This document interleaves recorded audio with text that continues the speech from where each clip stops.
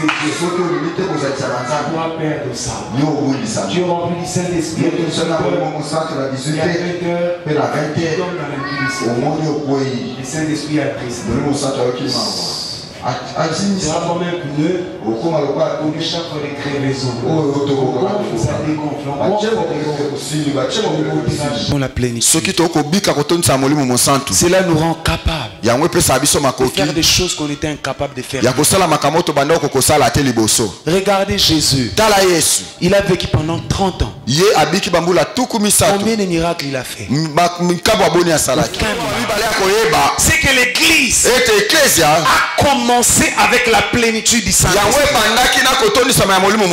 Ce qui fait que l'Église n'a pas commencé avec des faiblards. Parce que c'est avec la plénitude du Saint-Esprit que l'Église a commencé. C'est pourquoi dans la pensée de Dieu, il n'existe pas un chrétien qui n'a pas été rempli du Saint-Esprit. Dans la pensée de Dieu, ça n'existe pas. Tu as besoin d'être rempli du Saint-Esprit. Tu as besoin d'être rempli. La troisième de choses à savoir, c'est que nous recevons le Saint-Esprit le jour où nous naissons de nouveau. Quand tu nais de nouveau, le Saint-Esprit vient. Mes frères et sœurs, cette dose du Saint-Esprit qui est en toi ne te permet pas d'opérer. Il faudrait que tu accèdes à une dimension supérieure qu'on appelle la plénitude de l'Esprit. Si la présence du Saint-Esprit vient à nous le jour de la nouvelle naissance, nous expérimentons la plénitude du Saint-Esprit le jour où nous recevons le baptême dans le Saint-Esprit. C'est pourquoi on appelle le baptême du Saint-Esprit baptême de la plénitude. Quand tu es baptisé dans le Saint-Esprit, baptême du mot grec baptizo, qui veut dire plonger dedans. Tu es plongé dans le Saint-Esprit. Frères et sœurs, tous les coins et les recoins de ton cœur, de ta vie sont remplis par le Saint-Esprit. Sans cette expérience, tu peux pas expérimenter la plénitude. Tu as intérêt de vivre ça, frère, sœur.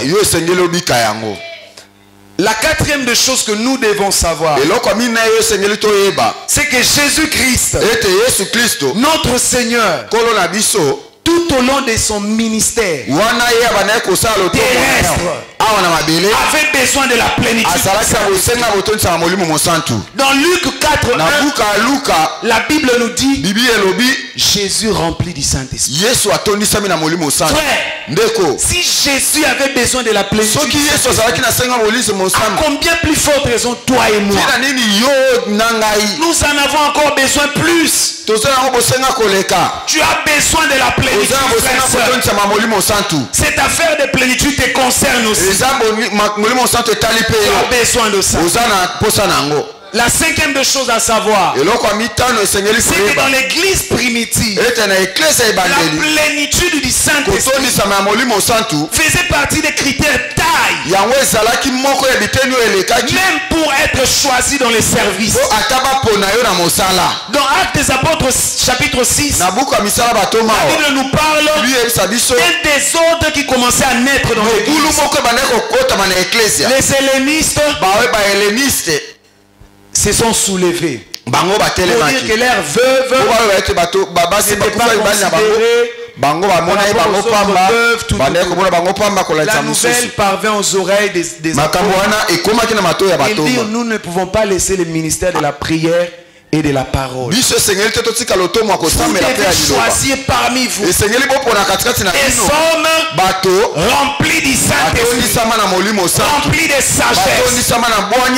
Ces hommes-là devaient être là pour partager la nourriture, jouer le rôle de diacre. Si même pour être diacre, le critère de la plénitude est prépondérant, à combien plus forte raison nous qui servons Dieu à la chorale, nous qui servons Dieu à l'intercession, nous qui servons Dieu à l'évangélisation, nous avons besoin de la plénitude. Le 6e point à savoir, c'est que la plénitude du Saint-Esprit est l'affaire de tous. Ça nous concerne tous. Peu importe ton âge, peu importe ton genre, peu importe ton niveau social, peu importe ton niveau d'instruction, tu as besoin du Saint-Esprit. C'est pourquoi lorsque la Bible parle du jour de la Pentecôte, dans Actes 2:4, la Bible dit qu'ils firent tous remplis du Saint-Esprit. Il n'y a pas de discrimination. Que tu sois vieux, tu peux être rempli du Saint-Esprit. Que tu sois jeune, tu peux expérimenter la plénitude. Que tu sois d'un niveau très bas, tu peux vivre la plénitude. Il n'y a pas de discrimination. Ça concerne nous tous. Que tu sois papa, ça te concerne. Parce que dans la chambre haute, il y a aussi des papas. Que tu sois maman, toi aussi. Dans la chambre haute, même Marie, la mère de Jésus, même Marie, la mère de Jésus, c'est-à-dire elle aussi était remplie du Saint-Esprit. Nous devons être remplis du Saint-Esprit. Frères et sœurs, ces derniers points, c'est que tous ceux qui ont servi les seigneurs dans l'église primitive, ou encore tous les disciples de Jésus ont expérimenté la plénitude du Saint-Esprit. Tous. Dans Actes chapitre 13, verset 51 à 52, on en parle au verset 52. C'est que les disciples étaient remplis de joie et du Saint-Esprit. Tu es disciple de Jésus, tu as besoin de la plénitude. La plénitude te concerne. J'aimerais maintenant parler de ce qui arrive, ce qui se passe lorsque nous expérimentons la plénitude du Saint-Esprit. La première des choses, lorsque nous expérimentons la plénitude du Saint-Esprit, c'est que nous recevons quelque chose, un signe qu'on appelle les parler en langue. Quand quelqu'un reçoit la plénitude du Saint-Esprit, la première des choses qu'il expérimente, c'est les parler en langue. Regardez dans la Bible, partout on a parlé de la plénitude du Saint-Esprit.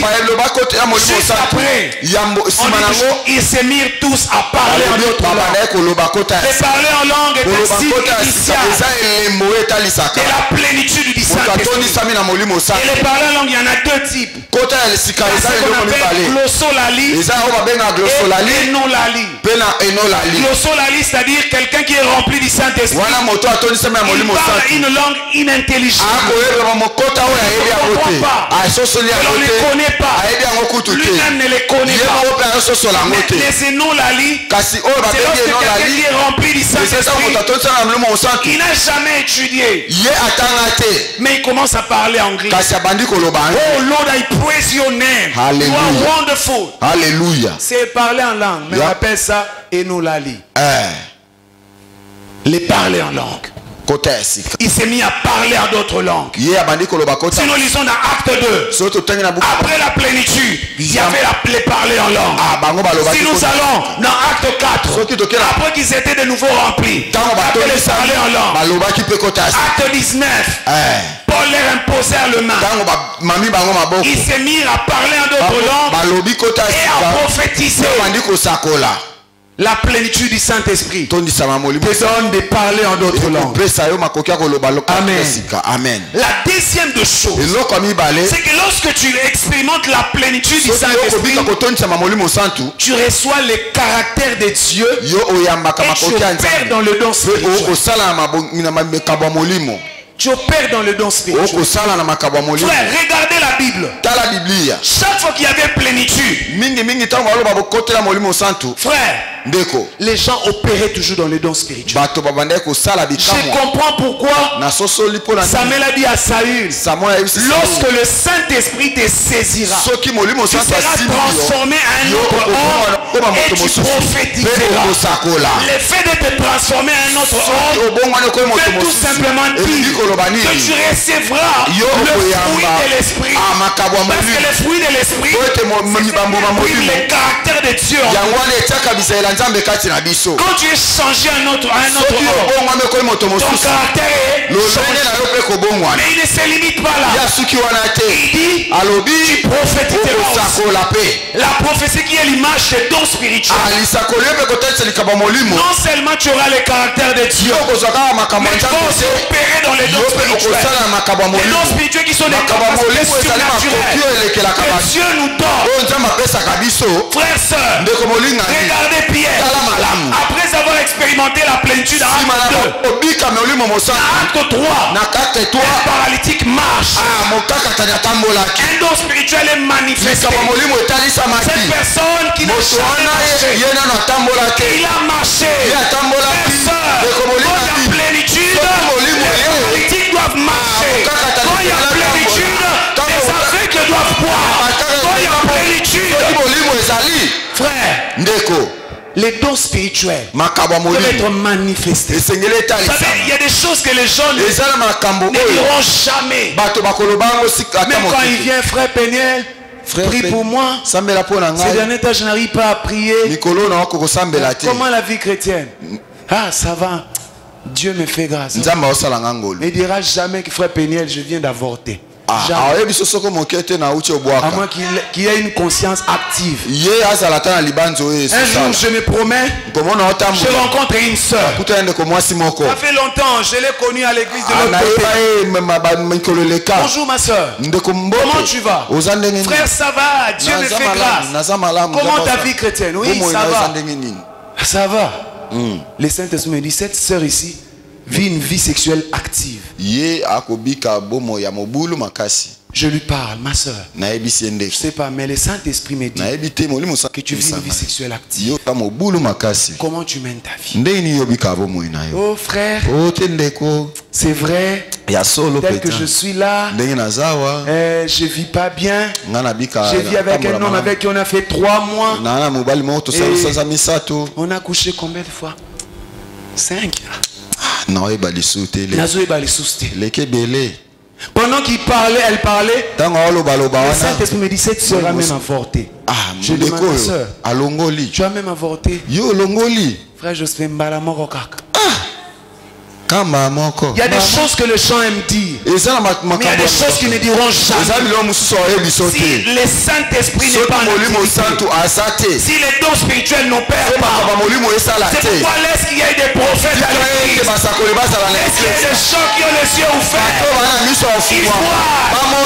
Seigneur, Dieu me dit, tu viens de tomber à l'impudicité. Voilà, tu avais porté. Réponds-toi. Il se répand. Frère, regardez les disciples. Philippe. Donc acte des apôtres. Cet homme ici, acte 8, 9 à 13, était là en train d'opérer dans l'onction. Dans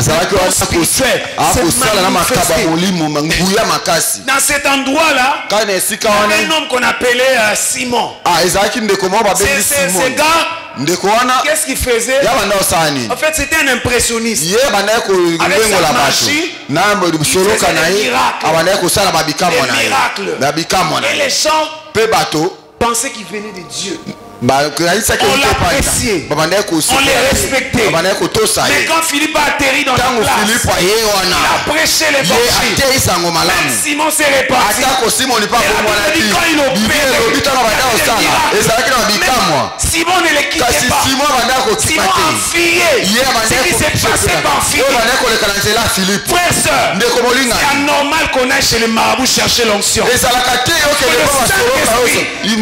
accomplit des choses avec il a fait en sorte que les magiciens abandonnent la magie, coller à Philippe, troisièmement, puisse apprécier Philippe. Au point où lorsqu'il a vu les apôtres poser les mains aux gens et que les gens recevaient le Saint-Esprit, il leur a dit, prenez l'argent. Donnez-moi aussi ces pouvoirs. Moi aussi. Quand j'ai prié pour quelqu'un qui reçoive le Saint-Esprit. J'aimerais dire à quelqu'un, c'est la plénitude du Saint-Esprit. Tu as besoin d'être rempli. Tu as besoin de la plénitude. La troisième des choses, quand on expérimente la plénitude, nous recevons le courage et la fermeté. Le courage et la fermeté. Acte 4, 8, 19 à 20 aussi. La Bible nous parle de Pierre. Cet homme pérait autrefois. Cet homme portant notre foi. Il veut régner les maîtres devant une femme. Cette fois-ci, après avoir opéré un miracle. Quel miracle est conséquent de la plénitude?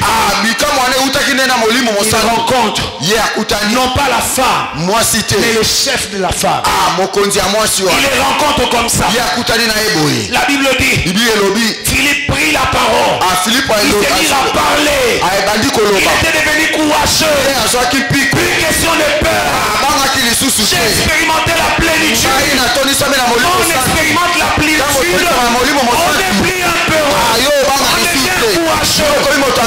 Ils étaient fermes. Ils prêchaient plus. Jugez vous-même. C'est juste. Mais nous n'arrêterons pas de prier. Nous avons vu et entendu. Ça s'appelle la fermeté. Aujourd'hui dans l'église, les chrétiens qui manquent la fermeté. Ils parlent d'abord au travail, on le dit avant que tu gardes ces postes là. Tu dois abandonner tes affaires là de prière. Tu dois abandonner ça. Il s'est mis à pleurnicher. Non. C'était pas comme ça avec les apôtres. C'était ferme.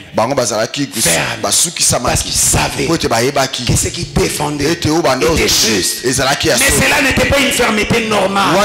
C'était la conséquence de la plénitude. Quand tu es rempli du Saint-Esprit, tu es ferme. Plus on t'attaque, plus tu deviens viril. Plus on t'attaque, plus tu montes encore. Plus on te combat, plus tu t'enflammes. Combattez-moi, je veux m'enflammer. Attaquez-moi, je ne cesserai pas. La fermeté. La quatrième chose, c'est que lorsqu'on est rempli du Saint-Esprit, frère, on reçoit des capacités surnaturelles. Même dans notre domaine de prédilection. Exode 31. Je choisis Betsalel, fils de Uri, petit-fils de Hur. Je l'ai oint de mon... Ma version dit, je l'ai rempli de mon esprit. Esprit de sagesse, esprit d'intelligence. Et dans les lignes qui suivent, je l'ai doté des capacités pour toute forme d'invention. Avec le Saint-Esprit, tu peux inventer. Tu peux inventer. Qu'est-ce qui se passe ici? Betsalel n'était pas avec Moïse à la fois. Lorsque Dieu montrait la vision du temps, vous savez ce qu'il a fait? Avec ses mains, il a réalisé exactement ce que Moïse avait fait. On a besoin de ces ouvriers qui sont remplis du Saint-Esprit. Lorsqu'ils opèrent, ils font exactement la vision que Dieu a déposée dans le pasteur.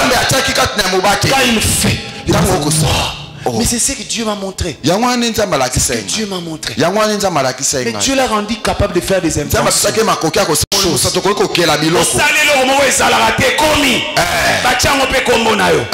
C'est possible. Je prie que ça soit ton cas au nom de Jésus. La plénitude du Saint-Esprit te rend capable de relever. Quand tu es rempli du Saint-Esprit, tu peux relever les défis. Tu peux relever les défis de ta famille. C'est vrai, je viens d'une famille pauvre. La pauvreté de ma famille ne m'arrête pas. Je relèverai les défis. Je relèverai les défis. S'il y aura quelqu'un qui sera considéré dans ma famille. C'est moi. Dans le jour à venir, on bénira Dieu de m'avoir connu. Et béniront Dieu de m'avoir poursuivi. On relève le défi. On relève le défi. S'ils sont pauvres, laissez-les pauvres. Mais le Saint-Esprit n'est pas un esprit de pauvreté. N'est pas un esprit de pauvreté. La 6e de chose, c'est que la plénitude du Saint-Esprit nous donne la capacité d'annoncer la bonne nouvelle avec assurance. Acte chapitre 4 verset 31. La Bible dit, pendant qu'il priait, les lieux où il se trouvait tremblants, il fut rempli du Saint-Esprit. Il s'est mis à annoncer la bonne nouvelle avec assurance. Qu'est-ce qui se passe?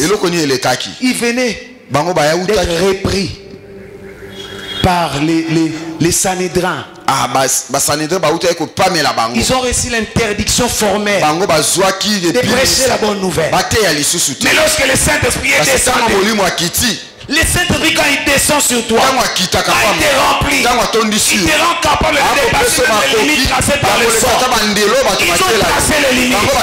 Limitez-vous là. Laisse votre histoire là sur entre vous. Ne parlez pas aux choses. Mais lorsque le Saint-Esprit est descendu, il s'est mis à prêcher la bonne nouvelle. Chaque fois que le Saint-Esprit nous remplit, il nous donne de prêcher la bonne nouvelle. Le jour de la Pentecôte, Pierre a prêché la bonne nouvelle. Dans Acte 4, ils ont prêché la bonne nouvelle. Et si tu regardes, ils avançaient, prêchant la parole, gagnant le monde à Christ, gagnant le monde à Christ. C'est pourquoi la parole est arrivée jusqu'ici au Congo. Si nous avons la parole ici, c'est la montre que la plénitude du Saint-Esprit avait agi. Avait agi. 7e chose, quand on expérimente la plénitude, on devient zélé pour Dieu. On devient zélé. Je n'ai jamais compris cet homme. Étienne est son nom. Quand on parle de lui, on dit qu'il était un homme plein d'esprit. Cet homme n'avait pas été sélectionné pour aller prêcher la bonne nouvelle. Il était sélectionné comme diacre, partager la nourriture, s'occuper des affaires dans le temple. Mais qu'est-ce qui se passe?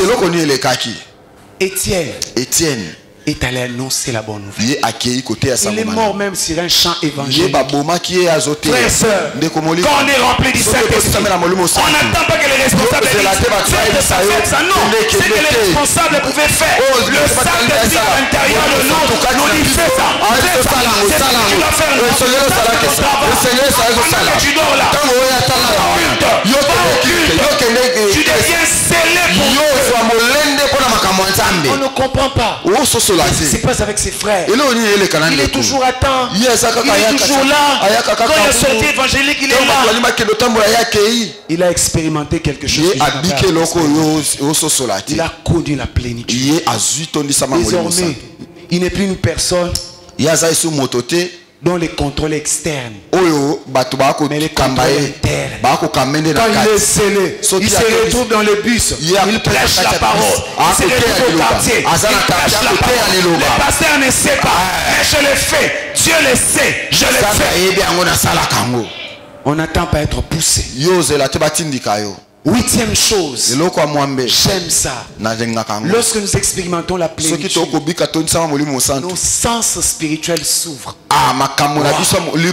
Nos sens spirituels s'ouvrent. J'aime Étienne. Dans Acte 7:55, la Bible dit ceci: Étienne rempli du Saint-Esprit et vit. Vie, c'est le verbe voir au passé simple. Qu'est-ce qui se passe? Il a expérimenté la plénitude. Ses yeux spirituels se sont ouverts. Quand tu expérimentes la plénitude, tes yeux sont ouverts, tes oreilles sont ouvertes. Tu peux entendre Dieu. tu reçois une certaine sensibilité. Quand tout le monde ne sent rien, toi tu sais que tu es là. Comment il sait? Dans la plénitude, il a développé ses sens spirituels. Les sens spirituels se sont développés. Il peut voir. Il peut entendre. C'est pourquoi lorsqu'Ananias est venu vers Saul de Tarse, il a dit: Saul de Tarse, le Dieu de nos pères m'a envoyé pour que tu sois rempli du Saint-Esprit. Il dit pour que tu voies les justes, pour que tu entendes sa voix. Quand on est rempli du Saint-Esprit, nos yeux spirituels s'ouvrent, nos oreilles spirituelles s'ouvrent. Je prie ce soir que les sens spirituels de quelqu'un soient activés. Au nom de Jésus, ce qui était aveugle, quel est le ciel froid, ce qui n'entendait pas, quel est le soleil spirituel, entende. Que ce soit ton cas au nom de Jésus. 9e chose, quand nous expérimentons la plénitude, cela nous rend capables de faire des choses qu'on était incapable de faire. Regardez Jésus. Il a vécu pendant 30 ans. Combien de miracles il a fait? Aucun miracle. Il n'a guéri personne. Même pas une fièvre. Mais ce jour-là, la Bible dit Jésus rempli du Saint-Esprit. Il fut conduit dans le désert. Il est sorti revêtu du Saint-Esprit. C'est même Jésus, pas une autre personne. Quand il entre dans les temples, les démons crient. Quand il pose les mains sur les gens, les gens sont guéris. Quand tu expérimentes la plénitude, ça te rend capable de faire des choses que tu es incapable de faire. Tu peux les faire. Tu peux les faire. C'est que tu ne pouvais pas faire hier. Tu peux les faire aujourd'hui avec la plénitude. Cela est possible. Cela est possible. Mais la plénitude du Saint-Esprit assure même la croissance numérique de l'église. Le jour où les disciples étaient remplis du Saint-Esprit, en une seule prédication, 2000 personnes se sont converties. Frère, si on atteint cette dimension, tu rencontres quelqu'un, ma soeur, Jésus t'aime. Oh, moi, Jésus m'aime. Comment est-ce que je vais faire? Oh frère, votre église c'est où? Tu lui as dit seulement Jésus t'aime. C'est pourquoi quand on travaille au suivi évangélisation, on doit être rempli du Saint-Esprit. On doit être rempli du Saint-Esprit. Il y a un frère là qui est parti prêcher dans un auditoire. Il était comme ça, tout le monde écoutait. Mais il y avait un jeune homme là qui dérangeait. Il dit à ses frères, frère, tu t'appelles tel. Tu viens de telle famille. Voilà, ta mère s'appelle tel. Voilà tel problème. Vous avez tel problème. Frère, tu dois chercher le Seigneur. Afin de Kimia, Nasuka Landi. Il y a des gens qui vont vous suivre.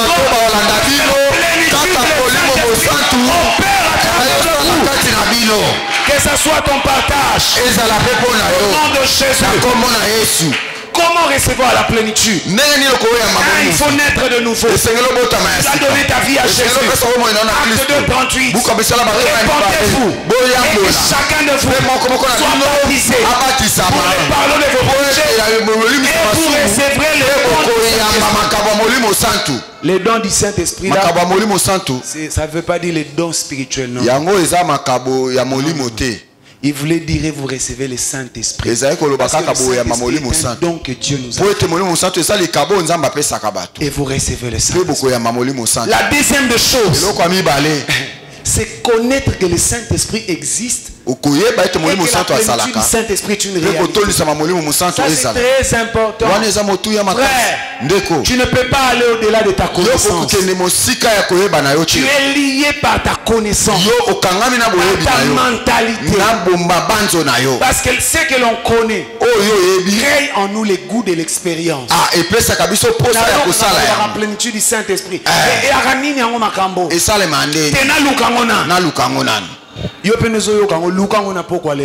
Le Seigneur peut te donner ça ce soir. Dans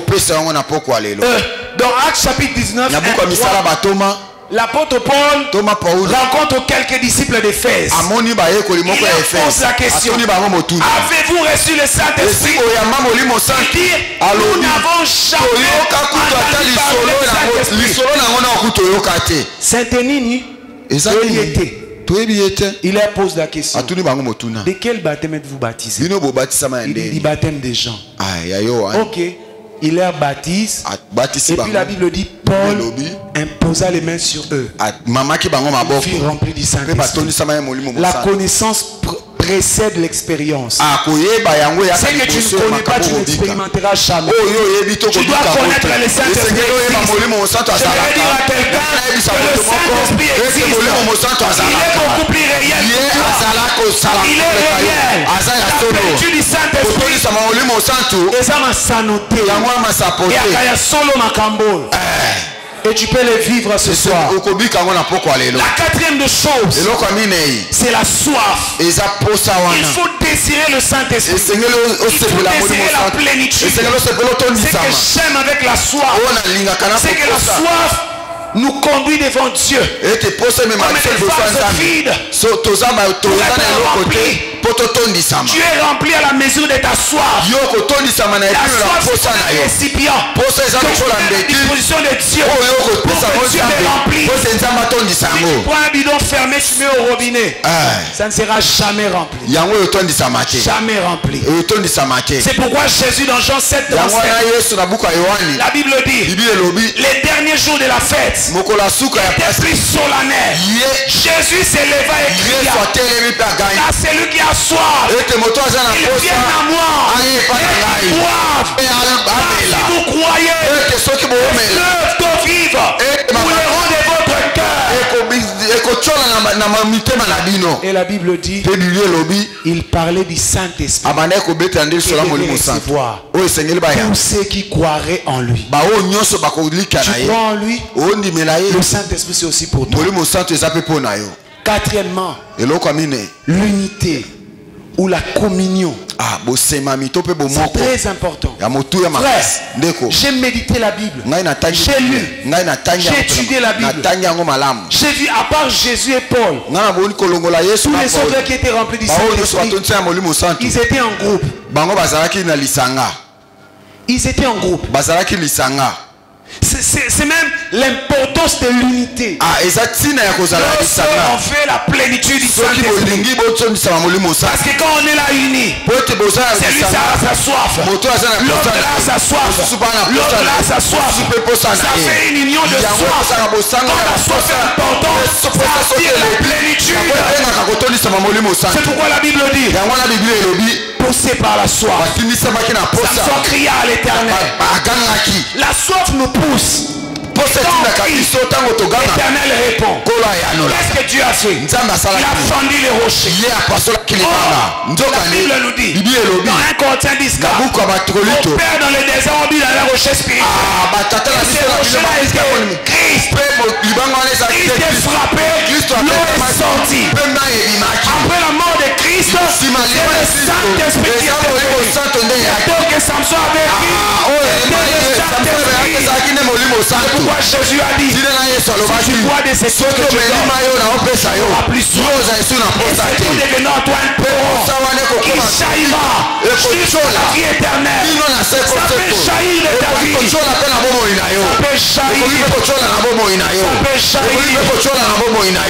La cinquième chose, c'est la prière. Frère, on ne peut jamais parler de la plénitude sans prière. Faites tout ce que vous faites. Allez voir. Pendant qu'ils prient, après qu'ils eurent prié, à l'instant même, il y a toujours la prière avant la plénitude. C'est pourquoi nous allons prier. Si tu pries, tu peux être rempli du Saint-Esprit. Tu peux expérimenter la plénitude. Frère, makambo eza solo na eza ma sécurité, eza ma sanoté, eza te le roi na fable de la fontaine. Il était une fois solo. Quelqu'un peut dire, oh mon frère, moi j'ai déjà expérimenter la plénitude du Saint-Esprit. Ces choses ne me concernent pas. Je parle en langue, je prophétise. Mais à cela, je voudrais dire, frère, dans Acte 2, Pierre et les autres disciples étaient remplis du Saint-Esprit. Ils ont rencontré des défis. Dans Acte 4, la Bible dit encore, ils étaient remplis du Saint-Esprit. Toi, Père de ça, tu es rempli du Saint-Esprit. Il y a 20 heures, le Saint-Esprit a triste. Tu as comme un pneu pour chaque fois les crevaisons. Ça dégonfle. On ne montera jamais. Frère, ces choses te concernent. La plénitude du Saint-Esprit. La condition, c'est la soif. As-tu soif? As-tu soif? Jésus a dit à celui qui a soif. Non, ce n'est pas celui qui a beaucoup d'argent, mais la soif. La soif. La soif. La soif, c'est un désir intense. Oh, est-ce que j'ai des désirs? J'ai entendu parler de toi. Je veux t'expérimenter. Remplis-moi ou jamais. Autrefois, les gens aspiraient. Les gens suppliaient après la plénitude. Mais de nos jours, les gens n'aspirent plus. Les gens ne soupirent plus. C'est pourquoi nous avons des églises faibles. Et comme on est fainéant, on part chez les marabouts. On commence à opérer avec la sorcellerie. Frère, nous pouvons expérimenter la plénitude. J'aimerais t'inviter à te dégager.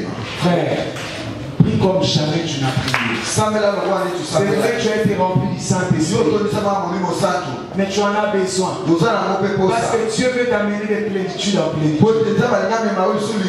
Dieu veut t'amener des plénitudes en plénitude. Je n'ai pris beaucoup de temps. Dans mon temps réglementaire, il me reste 5 minutes. Mais ça peut être les 5 minutes où on vit Dieu. Ça peut être les 5 minutes où on expérimente la plénitude. Frère, est-ce que tu peux commencer à désirer? Commence à prier alors que les clarisses nous donnent un fond. Commence à désirer. Commence à désirer.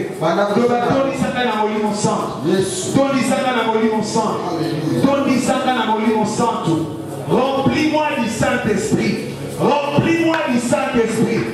Est-ce qu'on peut se mettre debout? Si on a la possibilité, mettons-nous debout. Mettons-nous debout. Yebrema Santa la Boshekara. Mandoro Boshekara Bosite. Ibrema Shekara Bosante Rebo. Mandoro Boshekara. Ebroma Site